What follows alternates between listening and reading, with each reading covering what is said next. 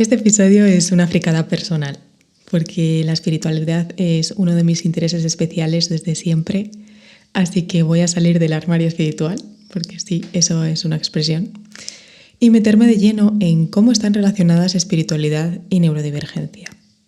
Así que vamos a ver por qué muchas personas neurodivergentes tienen una faceta espiritual muy desarrollada, que no necesariamente es una espiritualidad al uso, como por ejemplo haciendo yoga o yendo a misa, sino que pueden tener su propia forma de entender la espiritualidad. Algunas etiquetas espirituales, como semilla estelar o niño índigo, y si las personas neurodivergentes encajamos en esas definiciones. 3 trampas espirituales en las que veo que caen muchísimas personas. Mi experiencia con el mundo espiritual y cómo me ha ayudado antes, durante y después de saber que soy autista y altas capacidades. ¿Cuál es el significado espiritual de ser neurodivergente? Y también responderé algunas preguntas y compartiré algunas experiencias que me dejasteis en una cajita en mis stories.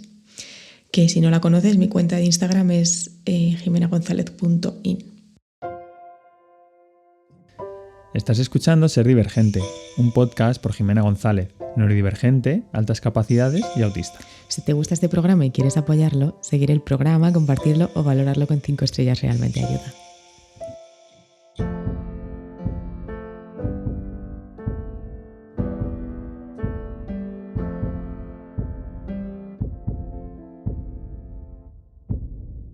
Antes de nada, quiero decir que la espiritualidad es un tema muy personal, que cada persona seguramente experimente de manera distinta, tenga unas creencias, o sea que bueno, yo voy a hablar desde mi punto de vista, desde mi propia experiencia, pero no quiero decir con esto que esta sea la verdad absoluta, ni muchísimo menos.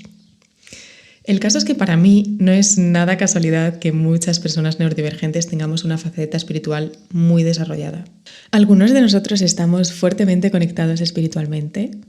Otros no nos consideramos muy espirituales, quizá por tener un fuerte pensamiento lógico y ser muy racionales, que para mí es un gran mito eso de que está reñida la racionalidad con la espiritualidad o con la intuición. Pero hay muchas características neurodivergentes muy relacionadas con la espiritualidad, que siento que favorecen el desarrollo de esta faceta. La primera, nuestra intuición. O sea, es una característica muy frecuente y que se habla muchísimo en foros de TDAH, pero también en autismo y en altas capacidades. Nuestra conexión con los animales, con la naturaleza, con el cosmos. La segunda sería la hiperempatía. Es una característica de la que se habla un montón en autismo. Se estima, de hecho, salió un estudio que estimaba que el 78% de las personas autistas sentían hiperempatía. Pero también hay muchísima empatía en TDAH y también hay una sensibilidad distinta en alta capacidad. Otra característica que siento que está también muy relacionada con nuestro desarrollo espiritual es la sensibilidad emocional, es decir, la intensidad con la que sentimos las cosas, especialmente autistas y personas con TDAH o atención divergente. Otra es la sensibilidad sensorial, o sea, siento que el percibir sutilezas que otras personas no, nos hace muy sensibles a la belleza, a los pequeños gestos de otras personas, que nos hace también muy intuitivos, ese tipo de cosas, ¿no? La sensibilidad sensorial la tenemos normalmente personas que tenemos desorden de procesamiento sensorial, que es como el 98% de las personas autistas, por no decir el 100%, pero también una gran proporción de personas con alta capacidad y de personas con atención divergente. La parte de la detección de patrones autista también siento que está muy relacionada con la intuición, porque al final tenemos esa parte, ¿no? de haber tenido esa sensibilidad sensorial, de haber percibido un montón de cositas, no necesariamente pasar por lo consciente, no necesariamente analizarlo, pero que nuestro cerebro haga como esa detección de patrón y llegue a una conclusión intuitiva de qué es lo que está pasando, ¿no? Y la última está más relacionada con las altas capacidades, pero la parte del pensamiento sistémico, ¿no? El percibir, el cómo funcionan las cosas a nivel macro, cómo están relacionadas unas cosas con otras y también las crisis existenciales. Siento que es algo que son ciertas experiencias que nos adentran en el mundo espiritual. De hecho, aquí hilaría con otro tema y es que siento que muchas veces llegamos a desarrollar nuestra faceta espiritual a través de etapas de mucho sufrimiento. Y por desgracia, las personas neurodivergentes solemos pasar por muchas situaciones muy difíciles y solemos tener historia de trauma, mucha incomprensión, un historial de salud mental y a veces física también complicadas. Hemos hecho muchísimos intentos de autoconocimiento y de comprensión de nosotros mismos y también de los demás. También muchos de nosotros tenemos ese interés personal, ese interés profundo por la evolución, por el desarrollo personal, que a veces se mezcla un poquito con el camuflaje. Es como si de alguna manera nos estemos mirando todo el rato, monitorizando nuestro comportamiento para ser mejores camuflando realmente, aunque cuando no lo sabemos estamos en pensando que lo que estamos haciendo es mejorar como personas, pero estamos mejorando como personas a los estándares neurotípicos. Pero bueno, que este interés personal que solemos tener por este desarrollo creo que suele derivar en interesarnos por cosas espirituales. Y también siento que los episodios de burnout son momentos en los que nos cuestionamos profundamente el sentido de todo. O sea, como que salimos de lo cotidiano y permitimos que afloren otras preguntas, como más allá, porque ya no tiene sentido el hacer o la vida cotidiana, ¿no? Con la que quizás se conforman otras personas. Creo que todo eso nos lleva a hacernos muchas preguntas profundas y a buscar respuestas más allá de lo que es evidente, ¿no? De lo que se ve a los ojos. Quería ver ahora algunas etiquetas espirituales porque he visto mucha relación entre algunos términos acuñados en este mundo de la espiritualidad y características neurodivergentes, y ahora vas a ver por qué. Creo que muchísimos de nosotros, a veces antes de saber que somos neurodivergentes, a veces después, pero muchas veces encontramos respuestas a nuestra identidad en esas etiquetas espirituales. Así que vamos a ver un par de las que quizás sean más populares y sus características para que veas por qué nos podemos sentir identificados con estas definiciones. Una de ellas, que me encanta particularmente, yo tengo varios libros sobre este tema, un oráculo sobre este tema, se llama Semilla Estelar. Básicamente lo que dice es que las semillas estelares son almas que en vez de haberse estado encarnando siempre en la Tierra, se han estado encarnando en otros lugares. Y básicamente normalmente suelen ser de, digamos que otros planetas o otros incluso, no universos, pero bueno, otros lugares del universo, ¿no? Entonces realmente pertenecen a otro lugar. Y es que esto me hace mucha gracia porque hay tantas personas que describimos nuestra experiencia como neurodivergentes como es que siento que no soy de este planeta. Y algunas características que definen a las semillas estelares son la sensación de desarraigo, el sentirte diferente sin saber por qué o sentir que el mundo no es tu hogar. Cuando eres niño, sentirte único, como de alguna manera distinto, como que eres igual a nivel corporal, pero a nivel de alma, a nivel interno, no. Sentirte agotado a nivel de alma, con una sensación de querer volver a casa, aunque no sepas muy bien qué es eso. Puedes, también en algunos foros ponía, puedes no ser bienvenido o aceptado por muchos seres humanos y muchas personas se muestran recelosas o probablemente fuiste señalado o acosado de niño. Una experiencia muy, muy, muy común en personas neurodivergentes. Otra característica de las semillas estelares es la empatía y la sensibilidad.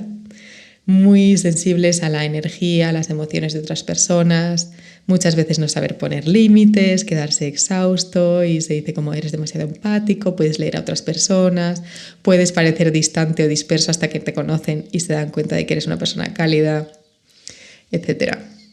Luego decir que dentro de las semillas estelares hay muchos tipos, porque dependiendo del lugar de donde fueras originalmente, por ejemplo, si eres, de Sirio o de Andrómeda, por ejemplo, pues hay unas características u otras. Pero bueno, estas son como unas características genéricas a todas. Pero si te interesa, pues puedes buscarlo. Otra característica es la profunda conexión con la naturaleza y el cosmos. También conexión con los animales. Y en contraposición, la desconexión con tu cuerpo terrenal. Claro, se supone como que no estás tan acostumbrado a encarnarte en la Tierra y en este, digamos, mundo de la tercera dimensión. Entonces, este mundo de la tercera dimensión te cuesta, porque es muy denso, las cosas pueden ir muy despacio y también puede que tengas como esa sincronía con tu cuerpo, estar incómodo en tu cuerpo, tener problemas para dormir o incluso problemas para entender cómo alimentarte o escuchar las necesidades de tu cuerpo. Que esto obviamente pues relacionadísimo con los problemas de interocepción que tenemos los que tenemos un perfil sensorial divergente. La quinta característica es la sensación de tener un propósito y de buscarlo aunque no sepas bien qué es. Es como esa inquietud de tengo que hacer algo, no sé si importante, no importante a los ojos de la sociedad, pero sí importante para ti, como sentir que tienes una misión y quieres hacerla aunque no sepas cuál es exactamente. Y también hablan de pues haber pasado por crisis existenciales, depresión, bueno, no con esta palabra, ¿no?, de crisis existenciales, pero vamos que sí. Y luego, pues eso, según el tiempo, pues los dones son distintos, ¿no? En algunos están más relacionados con los dones creativos, con la sensibilidad a la belleza, en otros están más relacionados con el uso de la tecnología y facilidad para entenderla, para usarla, para crear con ella. En algunos dicen, eres muy inteligente pero no estás interesado necesariamente en estudiar, o siendo niño eras avanzado leyendo, hablando y caminando a edades más tempranas que el promedio, o sea, literalmente precocidad intelectual. Así que es que para mí Semilla Estelar es una definición que pisa tanto, digamos, tiene tantísimo terreno en común con la definición de muchas neurodivergencias. O sea, tanto es que veo características de altas capacidades, veo características de autismo, veo características de alta sensibilidad también, de atención divergente o TDAH. Vamos a ver ahora otra, digamos, etiqueta espiritual, que son los niños índigo. Este es como un concepto New Age que se popularizó en los 70 y bueno, a partir de los 70 por la parapsicóloga Nancy Ann Tappe. Y surge a través de la observación de algunos niños que nacen a partir de estos años que tenían algunas características. Y eran como características innatas, por eso se entiende que son características de a nivel alma, como que vienen con ellas, no es algo que hayan aprendido después. Y esta parte se dice en índigo porque es un poco el color predominante que aparece en el aura de estos niños. Se presupone que tienen una conciencia más elevada y que tienen una misión, que vienen con esa misión de transformar el mundo a mejor, desafiando el status quo. Y algunas características, alta sensibilidad y empatía. Dice, tienden a percibir las emociones de los demás y a sentir intensamente las injusticias. O sea, la sensibilidad a la justicia particularmente. Es como que todo es tan concreto. Me resulta súper curioso. Otra es creatividad e imaginación. Y demuestran una gran capacidad para la creación artística y un mundo interior rico. Esto me lo ha puesto ChatGPT, la verdad. La tercera característica es intuición y percepción extrasensorial. Dice, pueden tener una intuición aguda y habilidades como la telepatía o la clarividencia. El cuarto es fuerte sentido de propósito, esa parte de la misión, como que la sienten desde pequeños como una misión importante que cumplir. Cuestionan la autoridad, y aquí veo una clara evitación de la demanda. Dice, no aceptan órdenes sin sentido y pueden tener dificultades con los sistemas educativos rígidos. Dificultad en sistemas convencionales, vaya. Se pueden tener problemas de adaptación en entornos escolares tradicionales y ser diagnosticados con TDAH o problemas de aprendizaje. O sea, es que incluso las definiciones de algunos de estos aparecen directamente en las neurodivergencias. Y la última es necesidad de libertad y autenticidad. Dice, les cuesta mucho adaptarse a roles y expectativas que no sienten genuinas.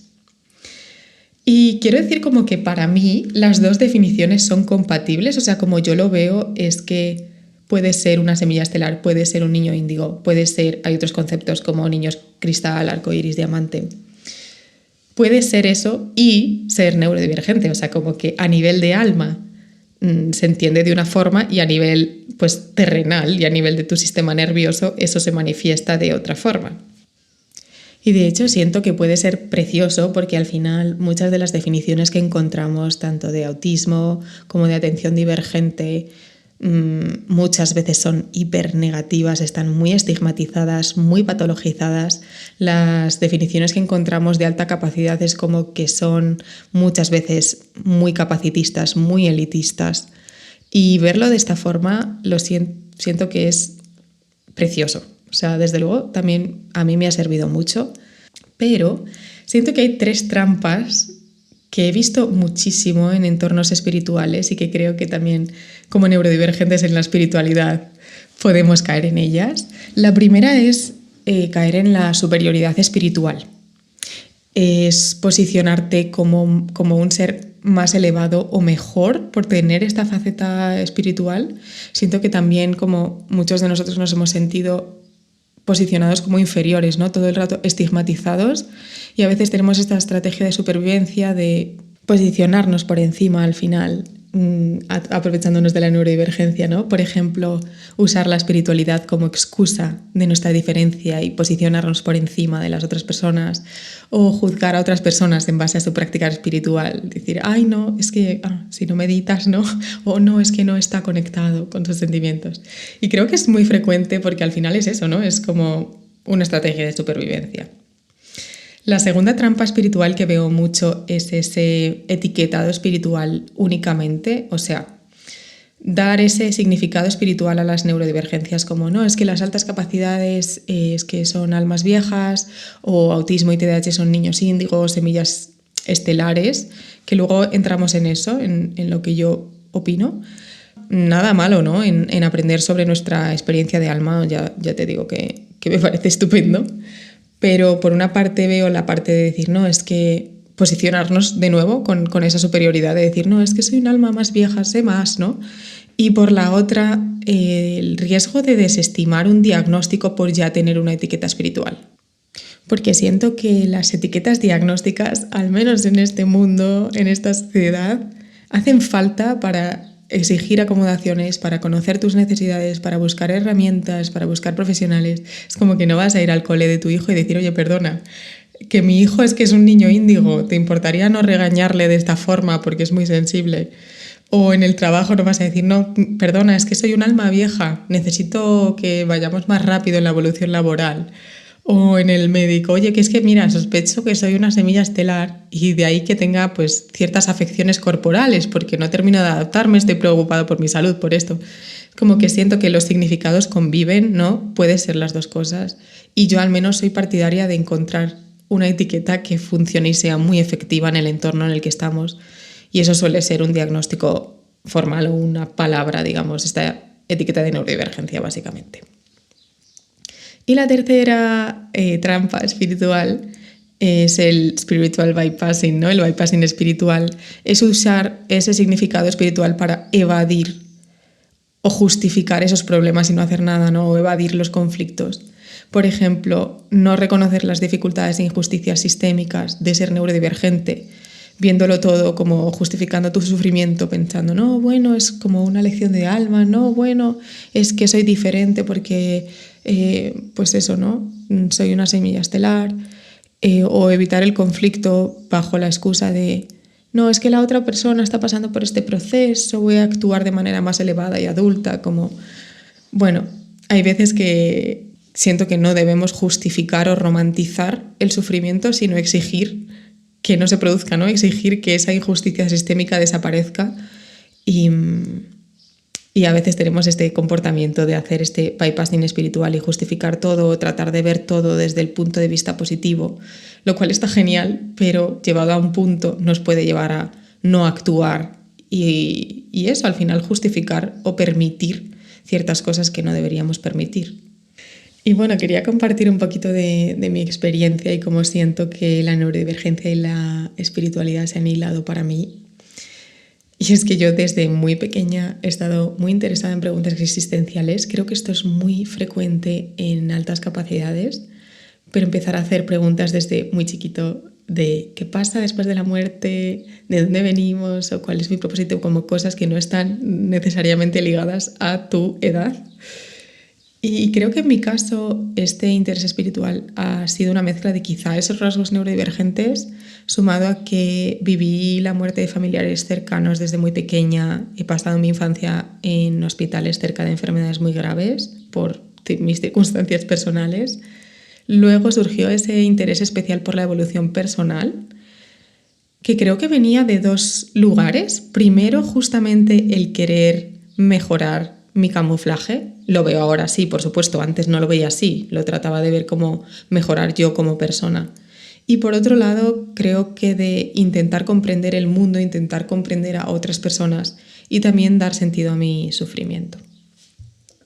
Y en este episodio estoy aquí hablando sin filtro de este tema, pero en general lo suelo evitar porque siento que se juzga como algo irracional o estúpido, como unas reglas fijas, esto de la espiritualidad o cualquiera de las prácticas en las que te metas.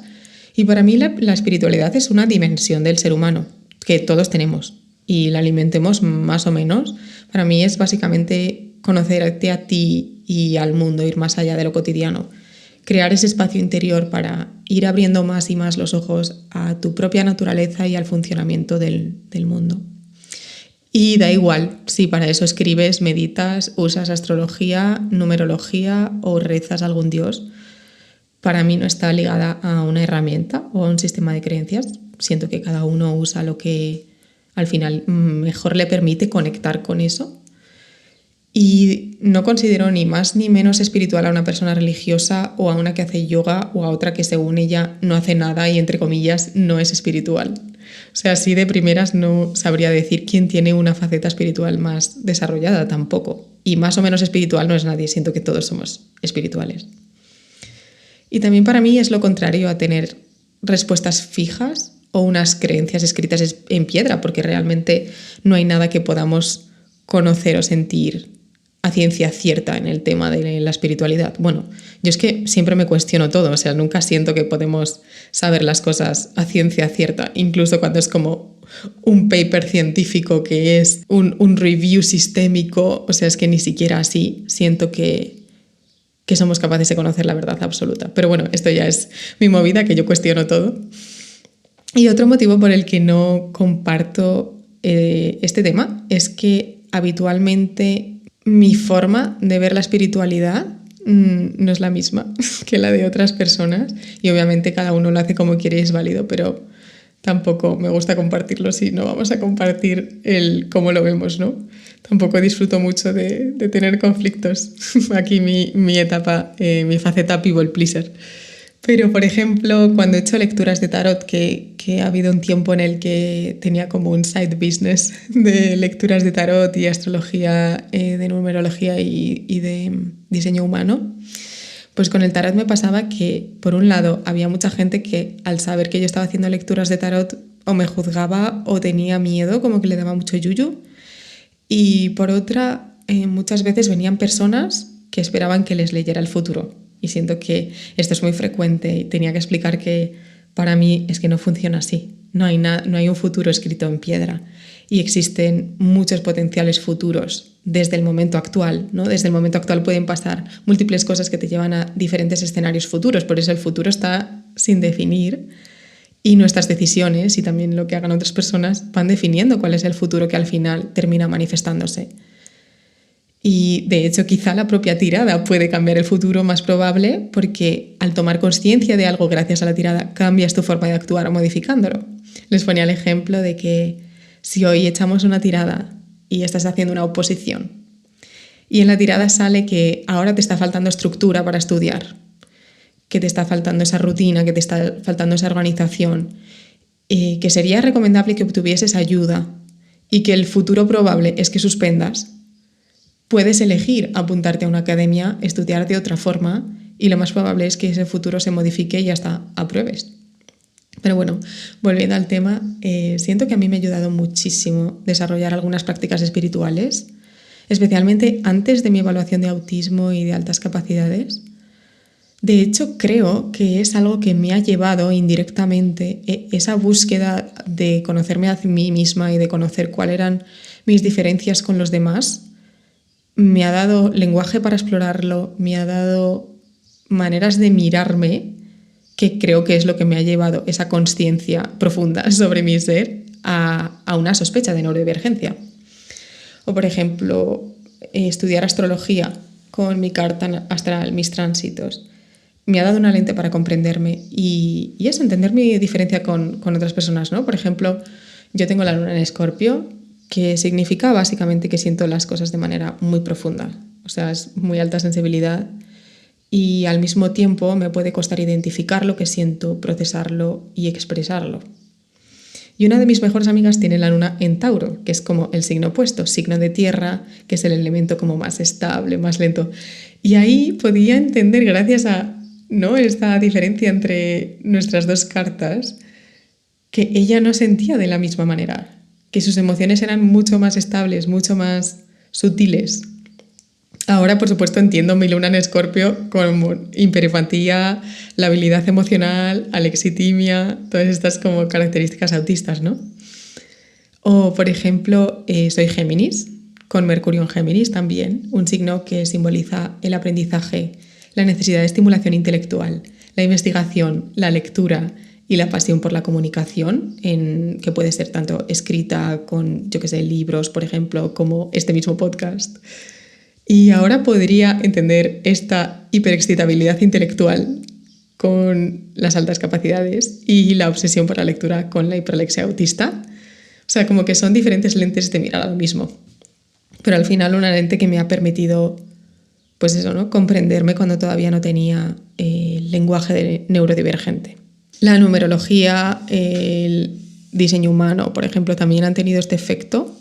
Me han ayudado mucho a comprenderme y también a entender que otras personas no necesariamente sentían, pensaban, procesaban como yo. Y también me ha dado este lenguaje que decía para hablar con otras personas de manera profunda y evitar esas charlas superficiales que odio con toda mi alma. Y de hecho, curiosamente, sospecho que estas amigas con las que he conectado hablando de astrología probablemente sean autistas y si no, al menos tienen bastantes rasgos. Por otro lado, meditar, que es algo que empecé a hacer a los 16 años y luego he ido profundizando un poco en la práctica, haciéndola un poco más constante. O sea, desde los 16 años no meditaba todos los días, pero es algo que me empezó a interesar por entonces. Me ha ayudado mucho a regularme emocionalmente, a tomar conciencia de cómo estoy, o sea, a hacer un poco frente, entrenar un poco esa alexitimia y ir identificando cómo me siento. Y también lo mismo a nivel cuerpo, ¿no? Practicar esa consciencia corporal con escaneos corporales para hacer frente a mis dificultades con la interocepción. Pero vamos ahora con qué significa espiritualmente ser neurodivergente. Y supongo que para esto cada uno tendrá su explicación y si te animas a compartirla, estoy feliz de leerlo en comentarios. Pero bueno, voy a compartir aquí lo que yo pienso o lo que yo he trabajado, y es que en cuanto a la neurodivergencia, durante todo mi proceso de identificación como autista y altas capacidades desde antes de mis sospechas, durante las sospechas, después del diagnóstico, he estado trabajando con registros acásicos, que si no sabes lo que es algo así como una biblioteca del alma en la que se guarda toda la información de tus encarnaciones y de toda la historia en la Tierra. Y puedes acceder a ella para comprender el sentido de tus experiencias y pues saber más sobre ti a nivel alma, ¿no? Y he preguntado pues, qué significa ser neurodivergente, por qué lo soy, qué tiene que ver con mi misión en la vida, ese tipo de cosas. Y lo que yo aprendí es, primero, nunca tuve confirmación de que fuera exactamente ser semilla estelar. Más bien era eso, como que creo que no condiciona si eres neurodivergente, que seas o no semilla estelar. Yo lo sigo viendo como que es algo que es compatible, pero no necesariamente es exactamente lo mismo. Lo segundo es que ser neurodivergente es una elección de alma.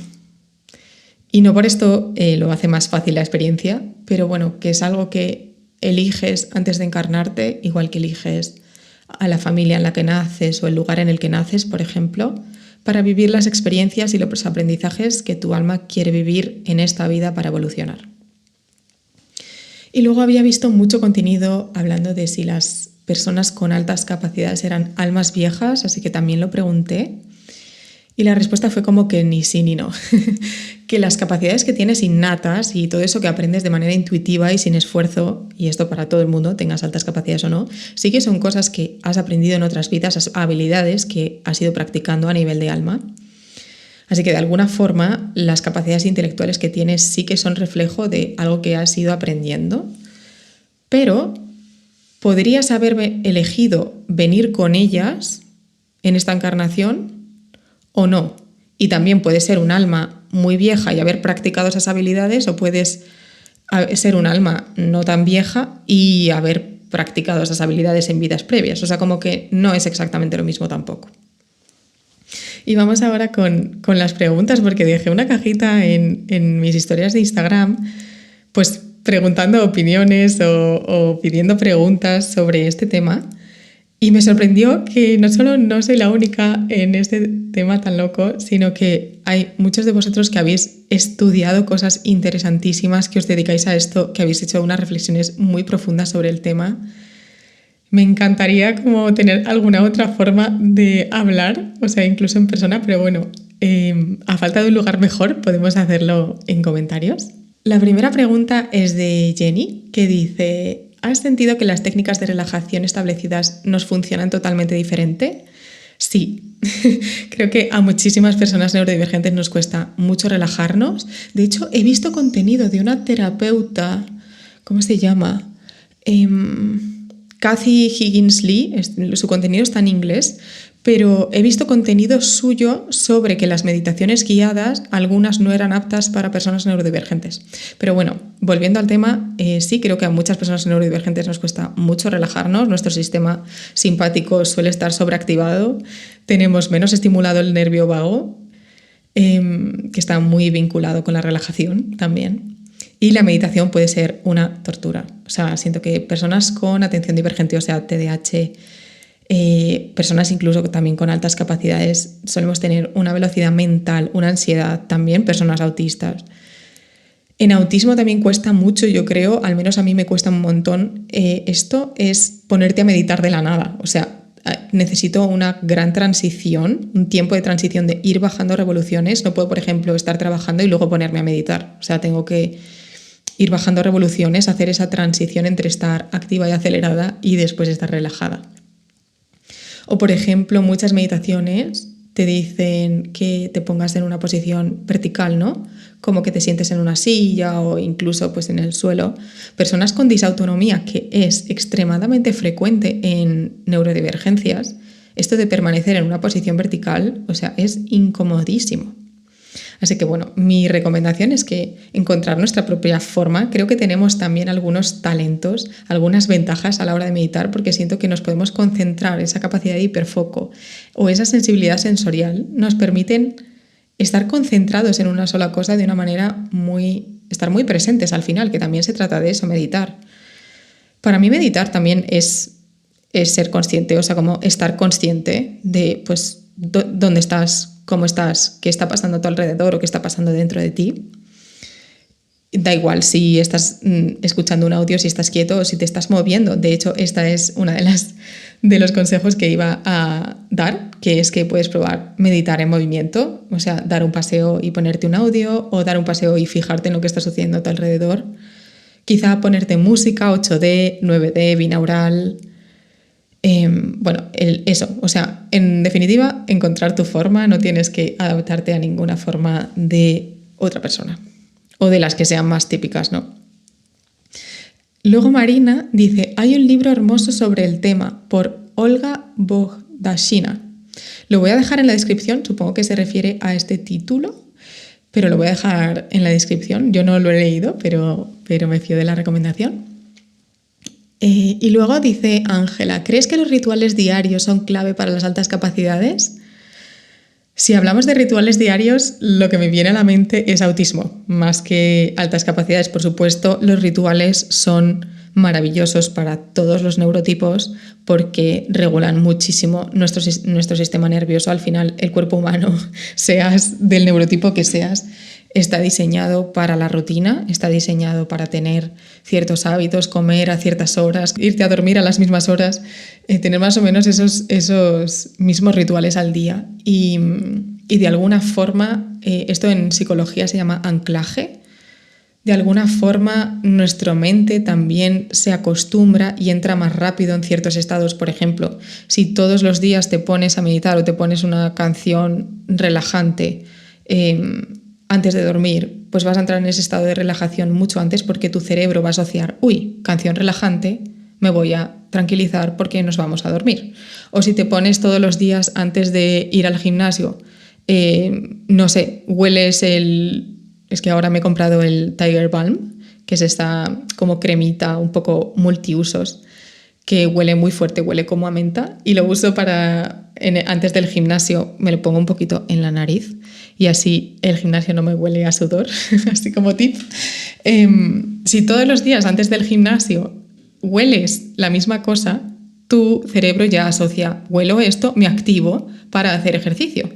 Entonces, de alguna manera, los rituales o los anclajes, como los queramos llamar, creo que son interesantes y muy positivos para todos los sistemas nerviosos. Pero si tuviera que decir un sistema nervioso, un neurotipo que se beneficia más de los rituales, sería el autista, porque tenemos rigidez cognitiva, amor por las rutinas, o sea, esa dificultad con el cambio muchas veces por nuestra sensibilidad sensorial, por dificultades sociales, o sea, al final todo lo que es igual, o sea, todo lo que es un ritual nos va a regular muchísimo.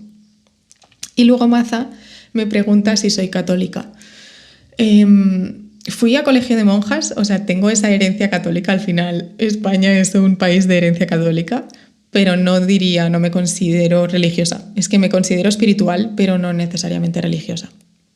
Y voy a terminar compartiendo algunas experiencias que me dejasteis también en esta cajita, para compartir algunas experiencias que no sean mías. Y Mimi dice, yo era muy espiritual, pero el diagnóstico explicó de otra forma muchas de mis sensaciones y esa necesidad de conexión profunda con el entorno.